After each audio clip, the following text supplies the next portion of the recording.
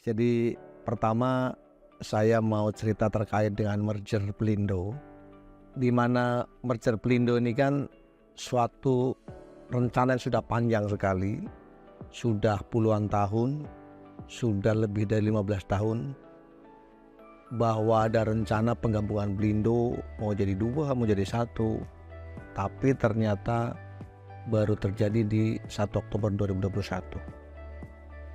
Saya masih ingat sekali pada saat saya dipanggil Pak Erik, pada saat itu saya masih menjabat sebagai Dirut Pelindo II.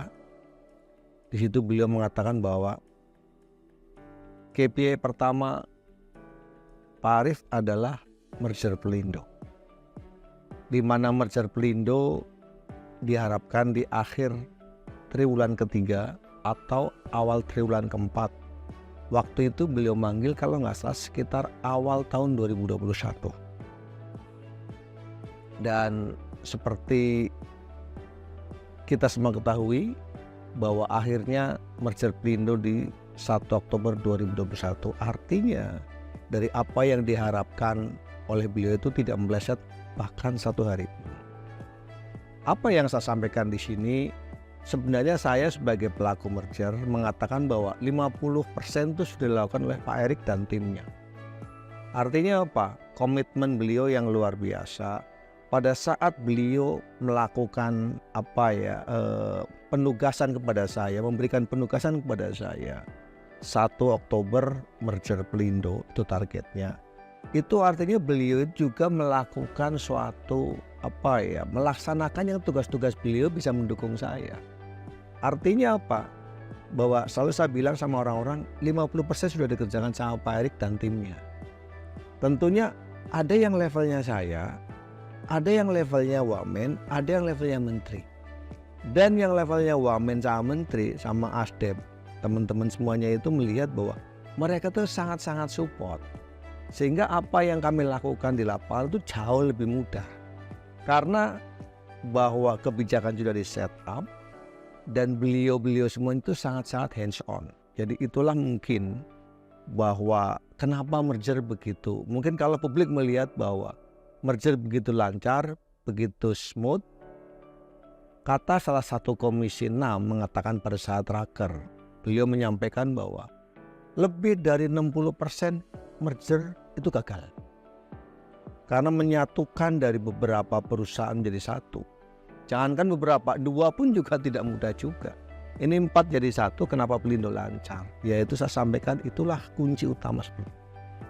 Selanjutnya kami sampaikan bahwa tentunya pada saat proses, saat step 1, step 2, step 3, kita lakukan dengan baik, kita lakukan perincian dengan detail, dan kita lakukan monitoring dengan bagus. Dan tentunya dari BUMN juga, Pak Erik selalu hands on juga melakukan pengecekan progres-progresnya seperti apa. Jadi dari kombinasi itu semuanya, seperti kita ketahui semua bahwa merger terjadi di 1 Oktober 2021, meskipun 3 hari sebelum merger terjadi suatu proses yang demikian dramatisnya. 3 hari terakhir sebelum merger itu, saya dapat kabar itu tidak ada orang yang percaya bahwa merger Pelindo itu akan terjadi. Tapi sama-sama kita ketahui bahwa akhirnya 1 Oktober itu jadi. Itu adalah suatu cerita. Saya kadang-kadang kalau cerita merger itu mungkin 2 hari 2 malam juga bisa menceritakan. Karena banyak sekali Pelindo 1, 2, 3, dan 4. Memang bisnis proses yang mereka lakukan bukan bisnis proses. Bisnis yang mereka lakukan itu hampir sama. Peti kemas juga sama, non peti kemas sama, marine juga sama. Semuanya sama. Tetapi sistemnya beda-beda. Tetapi ingat, meskipun sama-sama melakukan bongkar muat, barangnya kurang lebih sama, tetapi disitulah ada perbedaan. Ujung-ujungnya yang berbeda itu adalah masalah performansi, masalah proses. Sekarang gini, ini ada suatu cerita yang mungkin saya menganalogikan suatu yang lucu-lucu saja.